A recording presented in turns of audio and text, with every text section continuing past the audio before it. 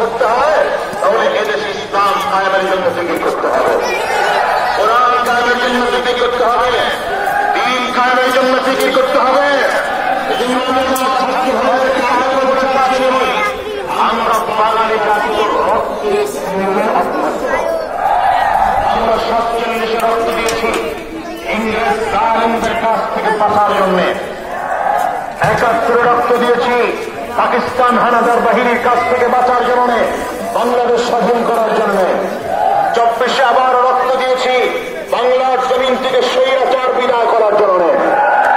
প্রয়োজনে আমরা উলামায়ে কেরামদের নেতৃত্বে আর একটা বার রক্ত দেব, প্রয়োজনে উলামায়ে কেরামদের নেতৃত্বে আর একটা বার রক্ত দেব।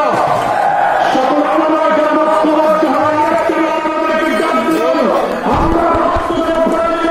প্রয়োজনে কিন্তু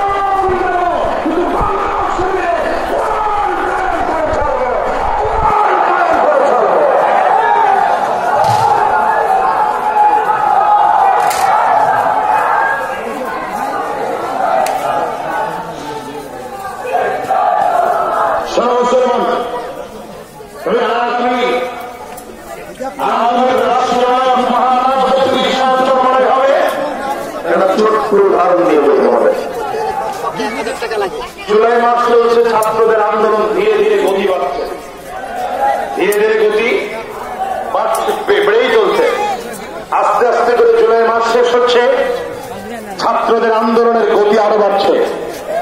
আমরা তখন তাকিয়ে দেখিনি বাংলাদেশের কোন রাজনৈতিক নেতা রাজপথে নেমেছে, কথা বলেন না।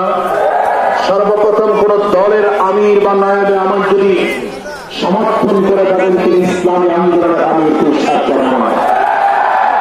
ধীরে ধীরে করে আগস্ট মাস শুরু হলো, 1 আগস্ট চলে গেল, 2 আগস্ট চলে গেল, 3 আগস্টে ঢাকা রাজধানীতে সর্বপ্রথম ইসলামী আন্দোলন বাংলাদেশের নায়েবে আমির নিজের সশরীরে হাজার লক্ষ জনতার মিছিল নিয়ে নেমেছেন। শুধু 3 তারিখ নেমে ক্ষান্ত হয়েছেন না, 4 তারিখে ছাত্রদের পাশে আবারও দাঁড়িয়েছেন, শাহবাগ পর্যন্ত মাঠ চলে গিয়েছেন। সর্বশেষ বাংলাদেশে সেই সময় স্বৈরাচার কারফিউ ভাঙার